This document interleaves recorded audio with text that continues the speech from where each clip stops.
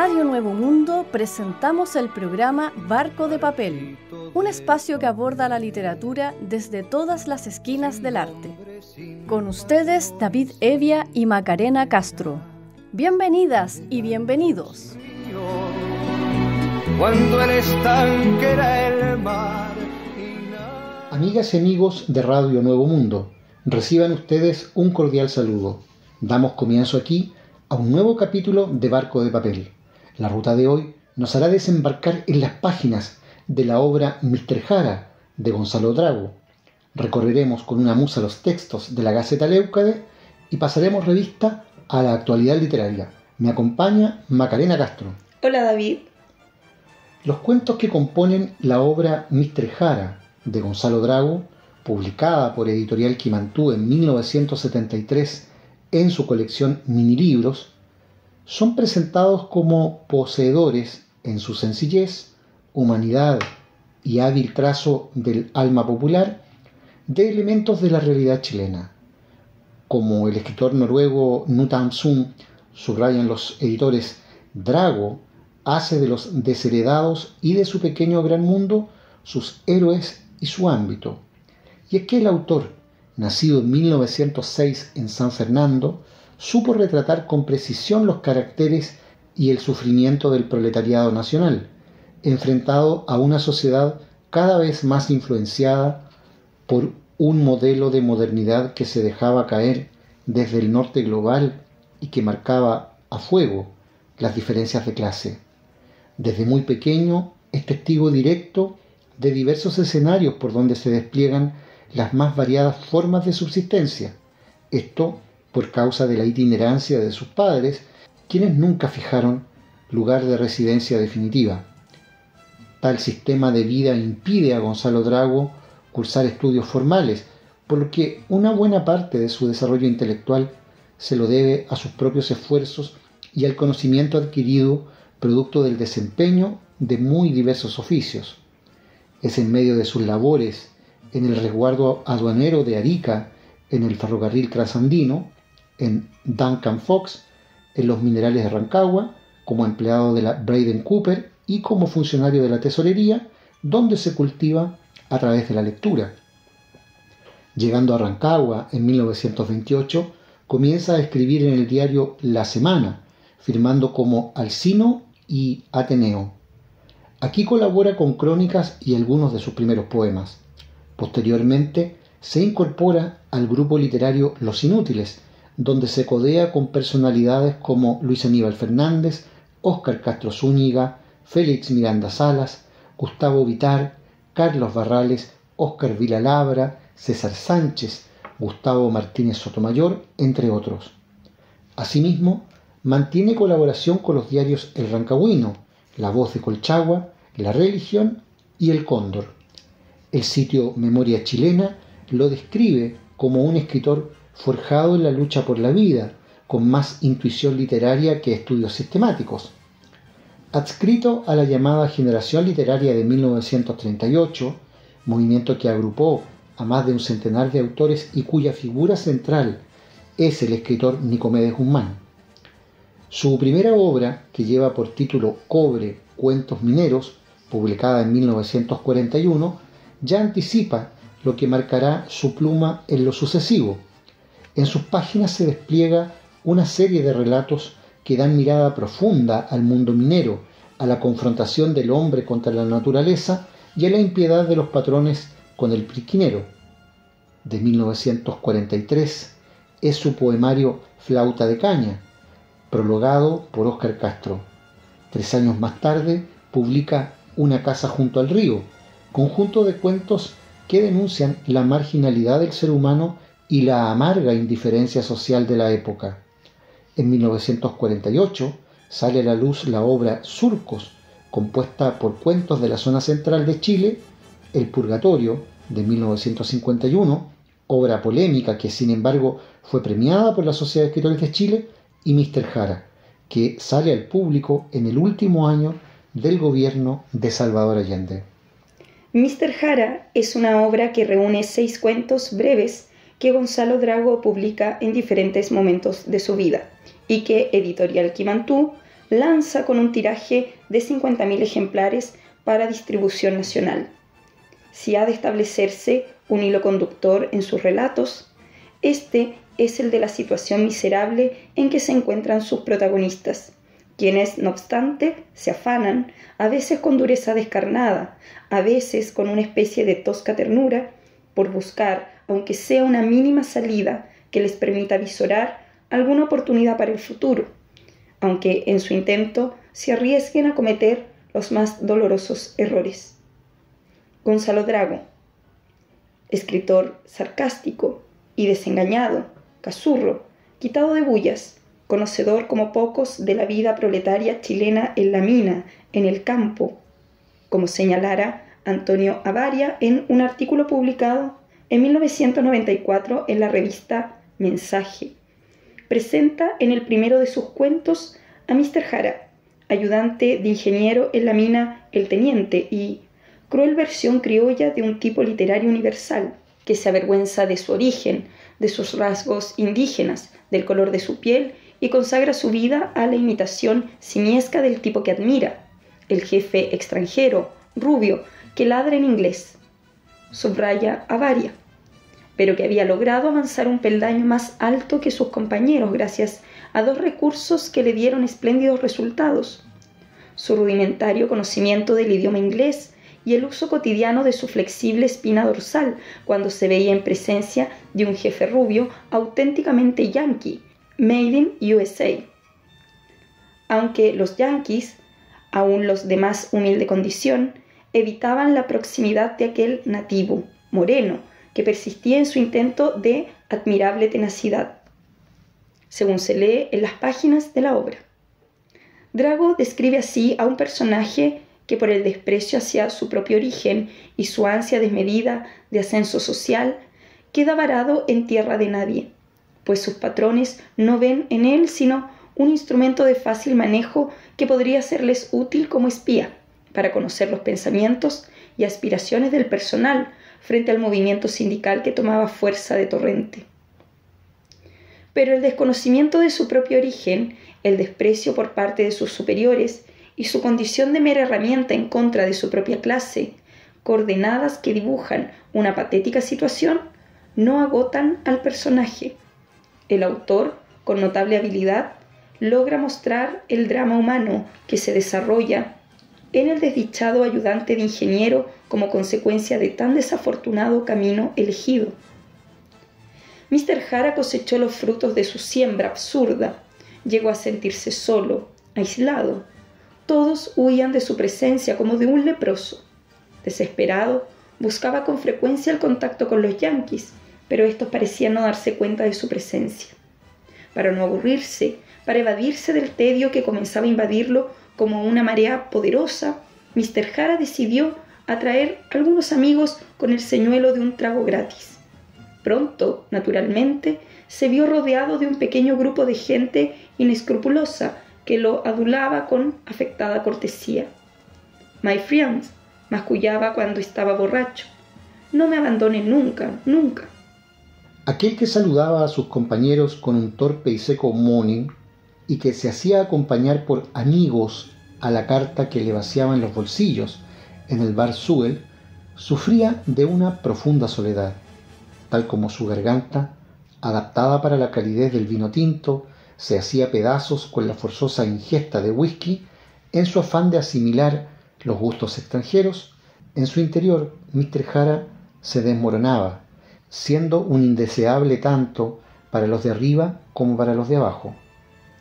Las frecuentes tertulias terminan por enfermarlo, y un cierto día ni siquiera pudo con su propio cuerpo.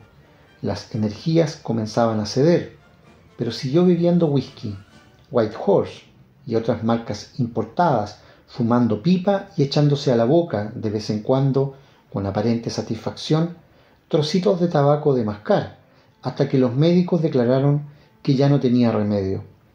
Dolorosamente abandonado, el Mr. Jara de Gonzalo Drago termina sus días con todas sus expectativas frustradas, cerrando sus ojos como un telón de boca, escribe el autor, puso punto final a la larga comedia de su vida. El cuento en cuestión fue publicado originalmente en 1941 en el libro Cobre, Cuentos Mineros.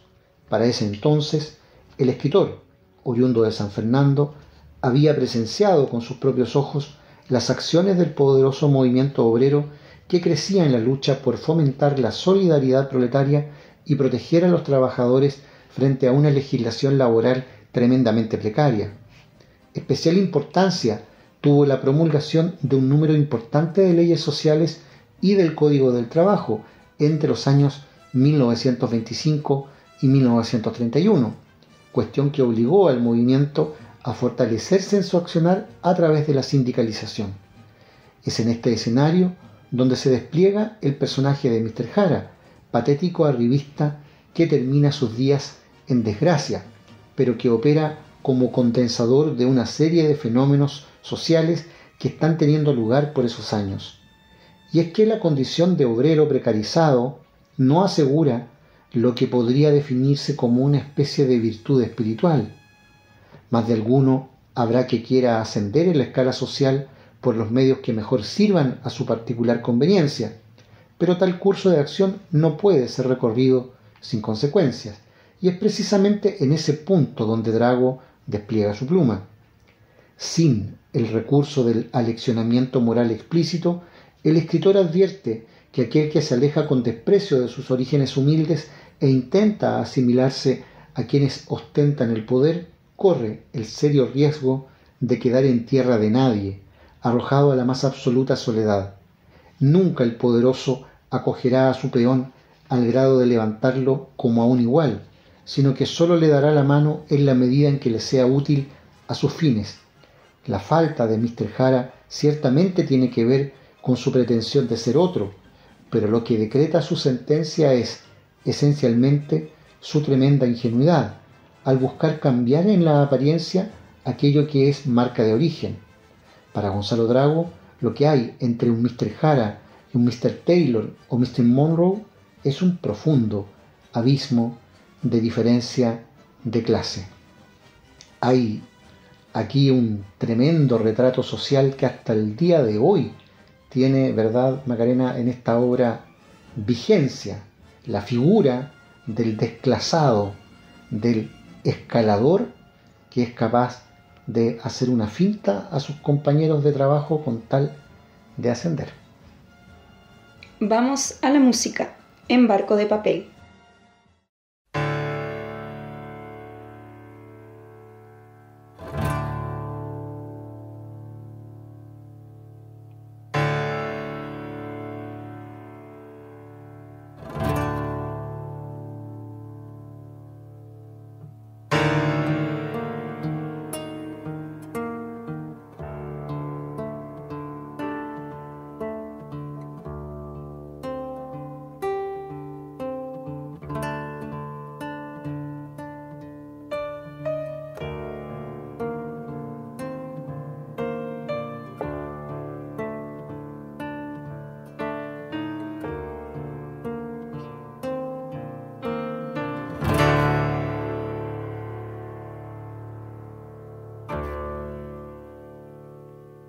Cuando fui para la pampa, llevaba mi corazón contento como un chirigüe, pero allá se me murió.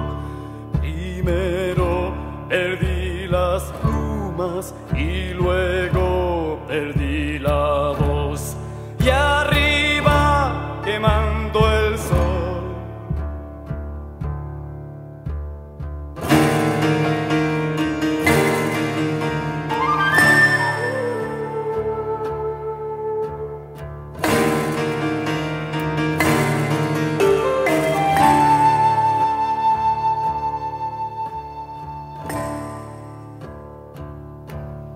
Cuando vi de los mineros dentro de su habitación, me dije mejor habita en su concha el caracol, o a la sombra de las leyes el refina o ladrón.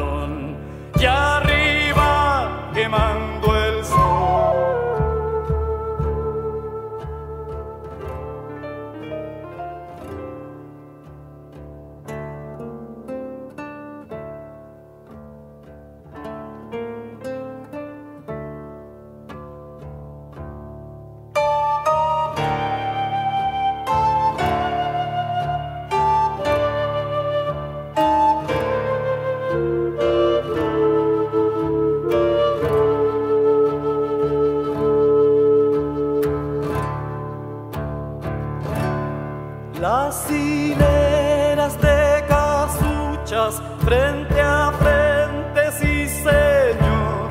Las hileras de mujeres frente al único pilón, cada una con su balde y su cara de aflicción. Y arriba quemando el sol.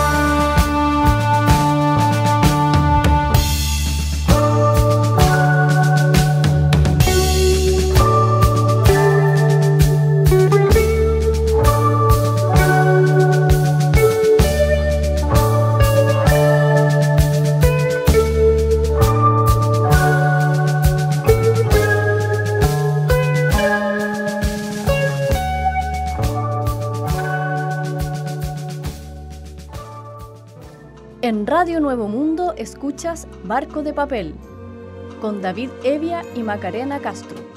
El libro Mr. Jara de Gonzalo Drago pone en sus cuentos especial énfasis en el conflicto entre el ser humano y un cierto orden social. Sin embargo, ello no obsta a que sean atendidas otras dimensiones de la experiencia. La aparición de la naturaleza, como entidad que determina el curso de los hechos, se hace muy presente en Ganado Cuyano y Extraviado. En el primero, las preocupaciones de Rogelio Gallardo sobre su madre enferma lo impulsan a realizar un viaje imposible desde un campamento ferroviario en la localidad de Portillo hasta los Andes. Las inclemencias del clima son las que dan forma al escenario en que una mala decisión puede tener un costo tremendamente alto. Un viento huracanado, rabioso, se lee en el cuento. Silbó en la catenaria y empezó a levantar olas de nieve, arrojándolas sobre la vía que ya estaba expedita y azotando los rostros huraños de los hombres. Viento que retrasa al ferrocarril, que traslada ganado a través de la intrincada geografía de los Andes. La espera abre el telón que permite apreciar el mundo de Rogelio. La noche cordillerana, silenciosa, pura, circundaba al muchacho. Arriba, a trechos, las estrellas temblaban bajo la inmensa carpa de un cielo de carbón. A la distancia, la laguna del Inca, como una inmensa pupila de tierra, brillaba levemente con el plateado resplandor de la luna nueva que asomaba sus cuernos de plata entre los desgarrones de las nubes encima de un picacho nevado. Se trata de una belleza que el escritor conoció producto de las labores que desempeñó en algún momento de su vida en el trasandino Mendoza-Los Andes, y que se presenta con absoluta indolencia frente a aquellos que se detienen a contemplarla. Rogelio sentía los pies y manos ateridos, las pupilas acuosas, las mejillas tensas, los labios agrietados, mientras piensa en su madre, el único lazo humano, la única palabra bondadosa que había escuchado en su vida de auténtico proletario. Es el paisaje, entonces, el que debe atravesar el protagonista para volver a ser lazo con el mundo. Pasada la medianoche, ingresa como polizón en el vagón del ganado del transandino que, con varias horas de retraso, termina por llegar al campamento. En el cuento que lleva por título Extraviado, la naturaleza se impone con mucha más crueldad. Aquí se asiste a la terrible desventura del Liborio Espinosa, novel contrabandista de alcohol en las faenas mineras de El Teniente, que en una de sus travesías pierde el camino y queda a merced de las imponentes alturas de la cordillera. Nunca se había imaginado que fuera tan extensa. Hacía 2 días que vagaba sin rumbo, trepando y descendiendo sin descanso, y escrutando los aledaños con la esperanza de encontrar un punto habitado. No vayas solo, hombre. La cordillera es celosa y no conoces bien el camino, le había aconsejado su compañero José Guerra, contrabandista envejecido en el oficio. Pero él, desoyendo la advertencia y confiando en su instinto de orientación, se había puesto en camino con un contrabando de pisco y aguardiente que ocultaba alrededor de la cintura, en seguros compartimentos, internándose por los cerros de Coya en dirección a Suel. Liborio había sido un pequeño agricultor, propietario de una chacra en las cercanías de Machalí, heredada de sus padres. Amaba esa tierra pródiga, en la que las sandías y melones, el maíz y los porotos cubrían el potrerillo con la abundancia de sus frutos, se lee. Gonzalo Drago retrata a su personaje como un hombre resuelto, con lo necesario para la vida, bien acompañado y lo suficientemente feliz. ¿Qué lo lleva al contrabando entonces? 4 años antes, relata, el prestar oídos a un consejo desafortunado lo hace limpiar sus terrenos para sembrar maravilla, con la esperanza de obtener grandes ganancias en la producción de aceite. Pero el mercado, impredecible, redujo al mínimo los compradores. La naturaleza, indiferente a las necesidades de sustento de los hombres, deja caer una lluvia que termina destruyendo la cosecha. Aquello fue un desastre. Su mujer, los chiquillos, los vecinos, lo miraban consternados. No encontraban qué hacer con aquellos inmensos montones de maravilla seca, inutilizada, podrida. Los aguaceros se vuelven torrenciales y el pueblo entero queda a merced de la miseria. No pudo resignarse a trabajar de peón, después de pertenecer a varias generaciones de pequeños propietarios, subraya el autor. De manera que, siguiendo consejos menos honestos, decide entrar al negocio como huachuchero. El contrabandista creyó dominar a la montaña y ahora estaba ahí, desalentado, hambriento y dolorido, vagando sin rumbo bajo un ardiente sol de verano que calcinaba las rocas y deshidrataba su cuerpo con agujas implacables.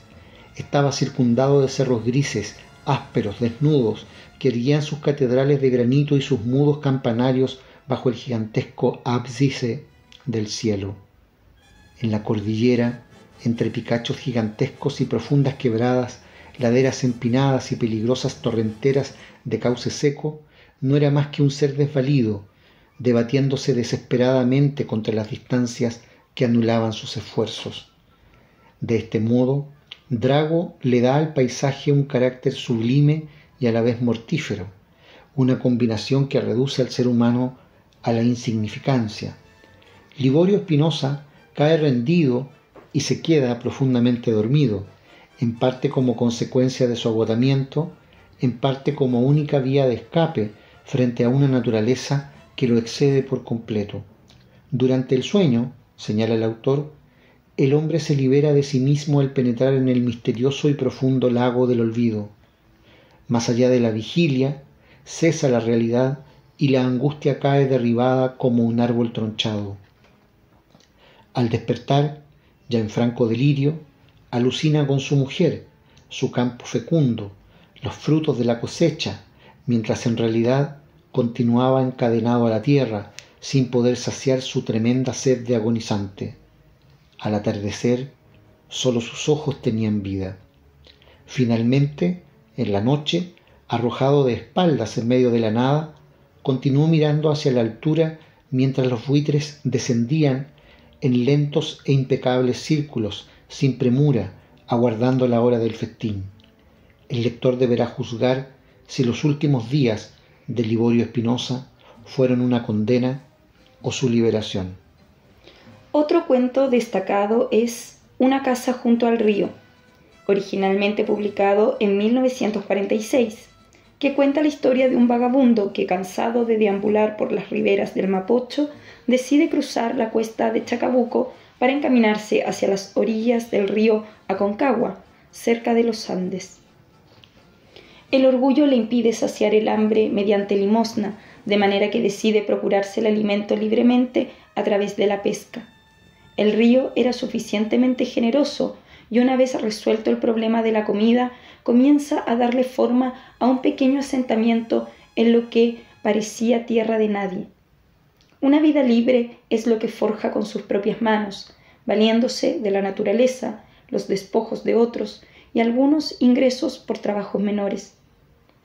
Transcurre el tiempo y consigue como compañera a una mujer tan desgraciada como él, a quien atrae ofreciéndole algo de seguridad. Tengo un ranchito casi al pie del cerro, al lado del río. Yo mismo lo hice, y pesco todos los días hasta 10 salmones. Y hago canastos de mimbre también, sillas, pisos, lo que me pidan. La vez pasada me compré una payasa y para este invierno me voy a comprar un poncho de Castilla. Vivo solo en el rancho y en las noches hace tanto frío, declara el hombre. Y sucede que las cosas le salen relativamente bien. Tienen un hijo y mantienen una vida sosegada. En este relato la naturaleza se presenta favorable, pero en esta obra los personajes de Gonzalo Drago parecieran tener prohibida la felicidad, y es en sus desgracias donde se articula la denuncia. Los pobres, los desamparados, apenas la conocen, se les escapa de las manos. Alerta el escritor. Es la policía la que importuna a los enamorados libres mediante una citación al juzgado de policía local. ¿Y por qué lo citan?, pregunta la mujer. porque no ha sacado permiso como vendedor ambulante y no tiene patente para su negocio. ¿Y cuánto pagas de arriendo al fisco por este rancho? Recibe como respuesta: deciden irse del lugar a la buena, pero con gran pesar. Es ese orden social obsesionado con el control y que pone a la propiedad por encima de los hombres lo que impide la realización de la vida simple, suficiente y tranquila. De este modo, Gonzalo Drago expone con crudeza el desamparo de los pobres, con una pluma ajena a todo esnovismo retórico, como señaló Luis Merino Reyes en 1994, con ocasión del fallecimiento del escritor, algo característico en la generación de 1938. Un desamparo que muestra al individuo mínimo frente a la adversidad, venga ésta desde el campo social o la naturaleza. Sin embargo, ilícitamente queda establecida una declaración de principios, pues aquello que se avisora como imposible desde el esfuerzo particular puede alcanzarse si los lazos se unen para darle forma al colectivo. Hasta el día de su muerte, Drago no recibió el Premio Nacional de Literatura, flagrante omisión, reclama Merino Reyes, pero cosechó numerosos premios y reconocimientos que le dan carta de ciudadanía en las letras nacionales. Es el capítulo que Barco de Papel ha dedicado a este volumen, Mr. Jara, que publicó en su tiempo la colección mini libros de Quimantú en un tiraje de 50.000 ejemplares y que muestra la obra, los mejores relatos de uno de los más grandes narradores chilenos de la segunda mitad del siglo XX, Gonzalo Drago. En nuestro próximo bloque recorreremos las letras en plena marcha en nuestra sección Letras en la SECH y también pasaremos revista a la Gaceta Leucade. Pero antes, Macarena, vamos a la música en Barco de Papel.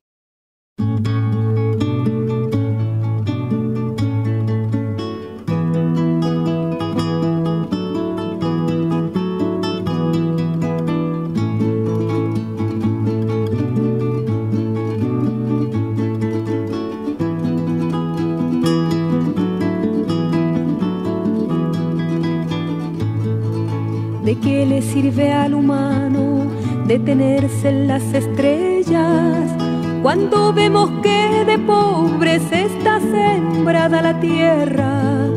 Declaro con humildad, yo soy la hormiga vecina que contemplaba las rosas separando las espinas, que contemplaba las rosas separando las espinas, que contemplaba las rosas separando las espinas.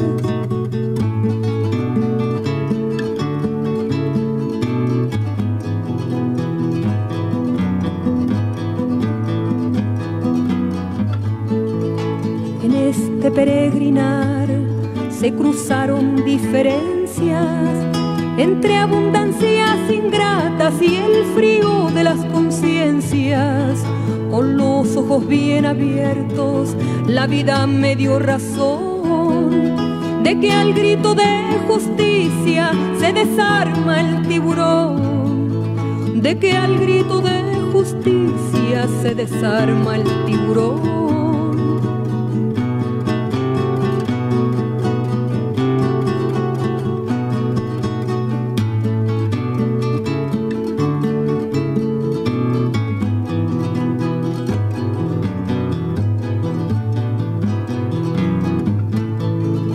Me llega por la mañana fragancia de una violeta y su perfume se clava como un mensaje en mi puerta.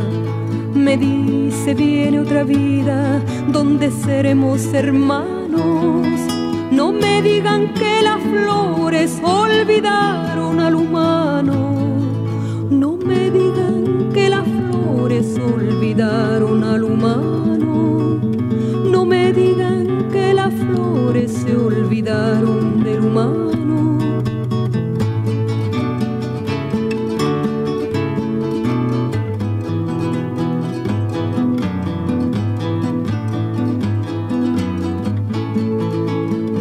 lamento en amargura, me refugio en la confianza de un pueblo que ha desatado las llaves de la esperanza.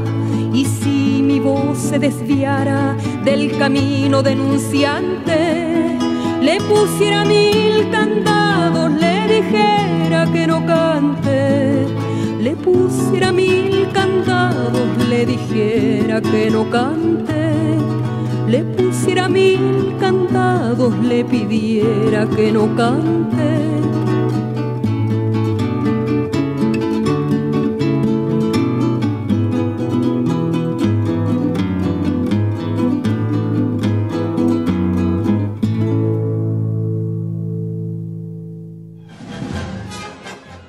En Radio Nuevo Mundo escuchas Barco de Papel, con David Evia y Macarena Castro. Y en este tercer bloque compartimos en Letras en la SECH la literatura en marcha en nuestro país, en este caso con la obra de Maritza Gaioli. Maritza Gaioli López nació en Valparaíso en 1957. Es novelista, poeta y pintora. Ha integrado diversos talleres literarios, entre los que se cuentan los de Enrique Moleto, Teresa Calderón y Floridor Pérez. Ha publicado los poemarios De Arena, 1996, De Luna, 2007, Telegrama a 100, 2016 y Bitácora de un duelo, de 2024. Su obra ha sido incluida en antologías y revistas literarias, al tiempo que traducida al italiano y al inglés. Premiada en diversos concursos, ha sido también jurado en certámenes literarios de cuento y poesía. Es además autora de la novela El despertar de la sufragista, de la cual escucharemos un pasaje a continuación. Vamos entonces a oír un fragmento de El despertar de la sufragista en la voz de la propia Maritza Gaioli. Un saludo a los auditores de Barcos de Papel y a sus conductores, Macarena, Anaís y David. Les voy a compartir un fragmento de mi primera novela, El despertar de la sufragista. Recuerdos en el puerto de Valparaíso, domingo 3 de marzo de 1985. La quietud de la tarde era apenas interrumpida por la sirena de un barco o el graznido de una gaviota. Catherine Williams observó el mar y le pareció que alguien lo había agitado, dejándolo turbio y sombrío como su corazón. Habló con lágrimas resbalando por su rostro arrugado y con la mirada fija en la bahía. Mi ciudad no es ni la sombra de la que recordaba. Ayer busqué algún rostro conocido y solo encontré extraños molestos porque les entorpecía el paso. Debió haberme pedido que la acompañara, dijo Fidelia, que se llamaba así por una antepasada, no por ser hija de un comunista o en honor a Fidel Castro, como pensaba la gente. Estaba por titularse de historiadora y durante los años de estudio había vivido en la casa de los Williams. En el próximo paseo nos tomaremos un helado en el Bogarín, prometió Catherine intentando sonreír. ¿Qué fue eso?, preguntó la joven tomándola del brazo. Parecía el estampido de palomas y los perros aullaron como asustados. Así fue antes del terremoto del 65.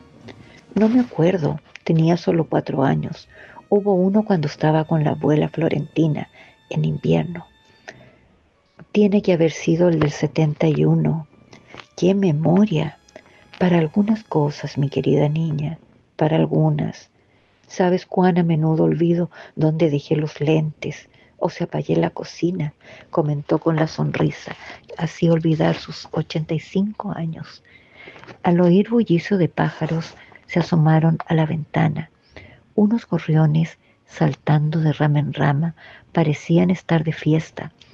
La anciana indicó el jacarandá y el naranjo cargado de frutos verdes, mimetizados con las hojas. Mi abuelo los plantó. Cuando era niña, esa banca entre los árboles era mi refugio. Me gustaba aspirar el aroma, pero me entristecía ver el suelo cubierto de azahares y flores moradas. Eran como alas de ángel o mariposas muertas. ¿Vamos al jardín? Me puse nostálgica y el mejor remedio para eso es el contacto con la naturaleza. Despacito, previno Fidelia en la escalinata que conducía al jardín. Eso aconseja mi doctor. Una fractura sería complicada a mi edad. La joven estaba encariñada con esa mujer de aspecto frágil y piel casi transparente. El cabello, alguna vez castaño y abundante, se había convertido en una pelusilla blanca y suave. Sus ojos verdes parecían buscar algo irremediablemente perdido. Sus venas se percibían en las manos arrugadas y cubiertas de pecas. Se habían porfado y cada vez que soplaba el viento fuerte, parecía que iba a ser derribada. Pero su fragilidad era aparente. Afirmándose en un bastón, levantaba la barbilla y decía: no te detengas, es solo brisa. Haz tu tesis, con mayor razón ahora que no podemos elegir libremente a nuestros gobernantes. Ignora a esos que consideran fuera de lugar hablar de derechos en dictadura, señaló Catherine. Usted es un baluarte de la trayectoria femenina en la política del país y vivió en carne propia las dificultades que las sufragistas enfrentaron para conseguir el derecho a voto de la mujer, dijo Fidelia gesticulando con las manos. Te pareces tanto, Florentina. Mi abuela la quiere mucho, dijo la joven en el recorrido de vuelta. Mi amistad con ella tiene más de 50 años, comentó la anciana y suspiró. Estaban en la cocina cuando sintieron un ruido que les erizó la piel.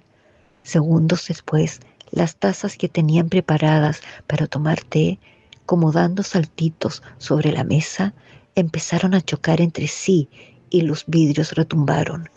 Cuando las lámparas oscilaron sobre sus cabezas y la loza resbaló, sonando estrepitosamente, abandonaron la casa.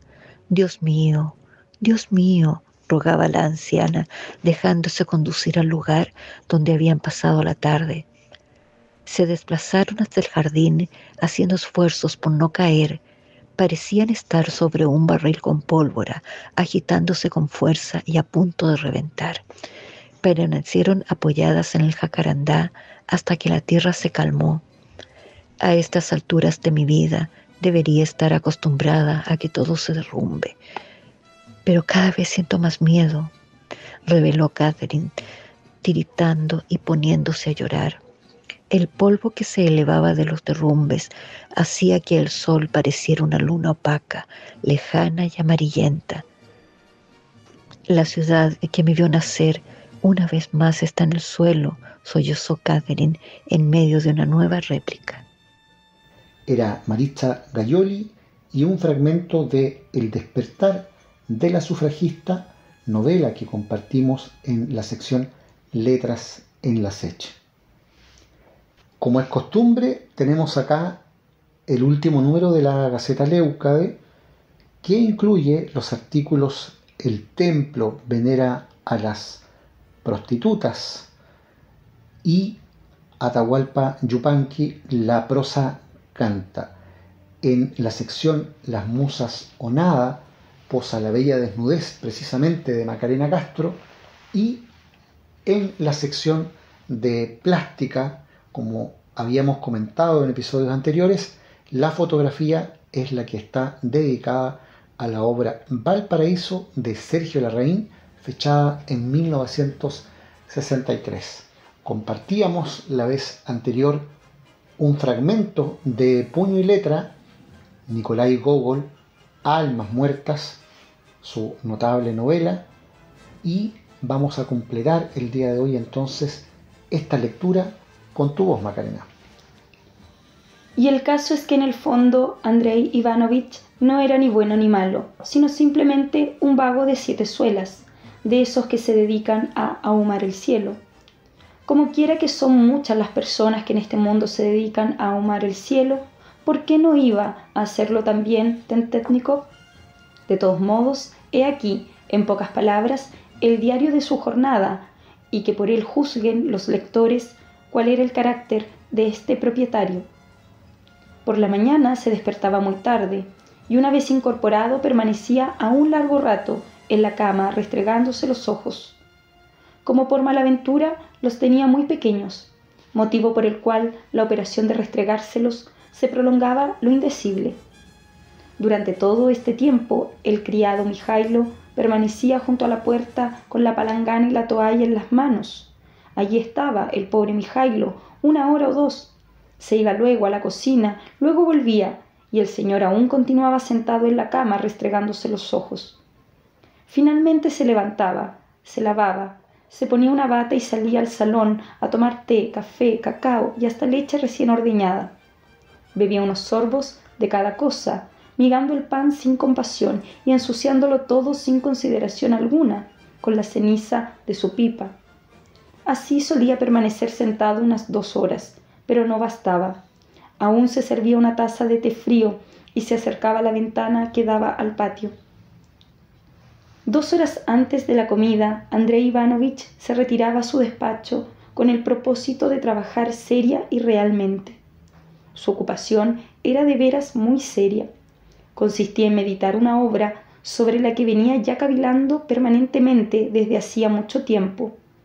La obra debía abarcar a Rusia entera desde todos los puntos de vista, civil, político, religioso y filosófico. Debía solucionar los complicadísimos problemas y tareas que el tiempo le había planteado y debía determinar con toda nitidez su gran futuro.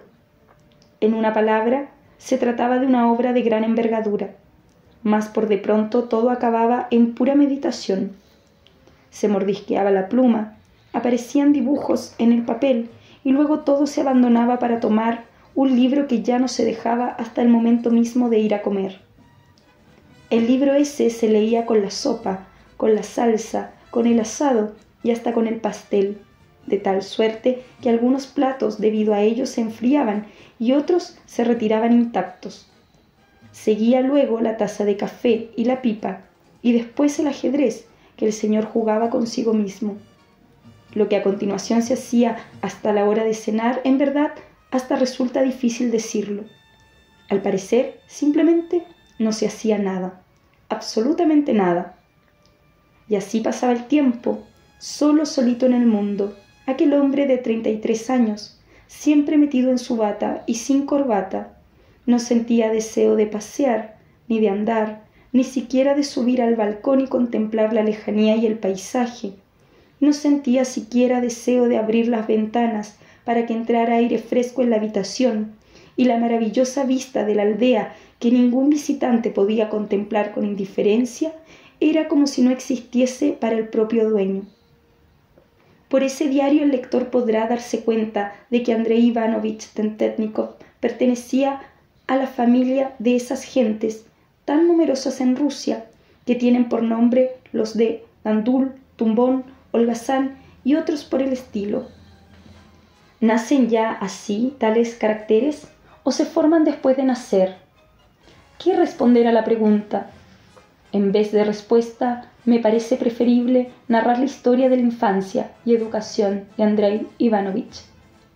En su infancia era ingenioso e inteligente. Se le veía un niño a veces inquieto y a veces caviloso. Por una casualidad, feliz o desdichada, ingresó en una escuela cuyo director era una persona extraordinaria en su género, a pesar de tener algunas rarezas.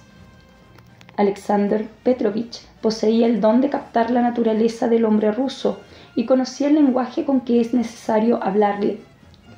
Ningún niño se iba de su lado con las orejas gachas. Al contrario, incluso después de una severa reprimenda, sentía el niño el ánimo elevado y el deseo de borrar la cochinada o mala acción que hubiera cometido. El nutrido grupo de sus educandos parecía a primera vista tan revoltoso, desenvuelto y activo, que uno podría haberlo tomado por una indisciplinada pandilla de mozalbetes. Pero se habría equivocado. En aquel grupo se percibía muy netamente la autoridad del maestro. No había perturbador ni revoltoso que después de cometer una travesura no se le presentara por propia voluntad y no le contara lo que había hecho. Alexander Petrovich percibía el más leve movimiento de sus propósitos. En todo actuaba de manera excepcional. Según él, en primer lugar, había que despertar en el hombre la ambición. Llamaba él ambición a una fuerza que empujaba al individuo hacia adelante, sin la cual nadie se muestra activo. No frenaba en absoluto muchos entusiasmos ni diabluras. En los fervores iniciales veía el comienzo del desarrollo de las propiedades anímicas. Él los necesitaba, además, para descubrir qué llevaba en sí mismo el niño. Así el médico inteligente observa con calma la aparición de ataques y erupciones pasajeras, no los hace desaparecer, sino que los examina con detención para llegar a conocer, con fundamento de causa, lo que ocurre en el interior del paciente. Tenía en su escuela pocos maestros.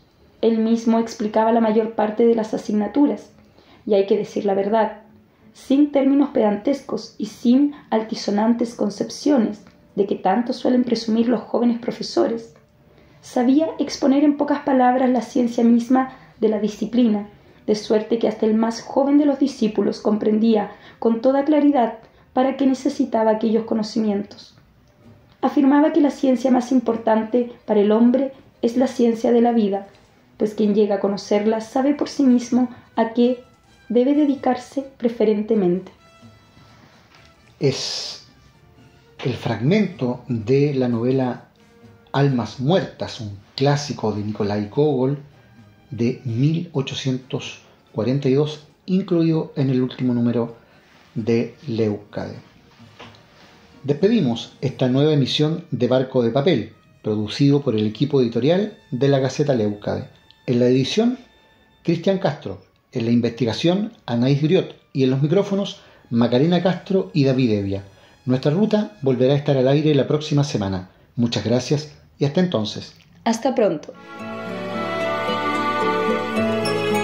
En Radio Nuevo Mundo finaliza el programa Barco de Papel, un espacio que aborda la literatura desde todas las esquinas del arte. Nos encontramos en una nueva edición. Hasta pronto. Cuando el canal era un